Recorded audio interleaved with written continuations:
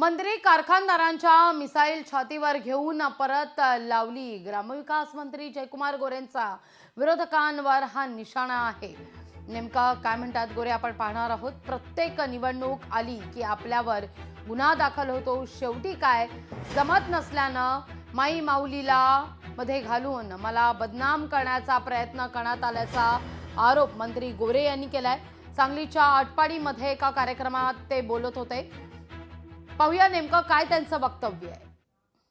माझ्यासारखं सामान्य घरातलं शेतकऱ्याचं पोरग, रेशनिंग दुकानदाराचं पोरग चारी बाजूने मिसाईल घेऊन बसलेलं गडी, राजे महाराजे, संस्थानिक, कारखानदार, मंत्री सगळे मिसाईल घेऊन बसलेले गडी, सगळ्यांचं मिसाईल छातीवर घेऊन परत लावणारा गडी आहे। लक्षात असू द्या, मला जाणीव आहे। असे अनेक प्रसंग माझ्या येतात। मी असं कधीच घडलं नाही की निवडणूक लागली माझ्यावर गुन्हा दाखल झाला, असं कधी घडलं नाही।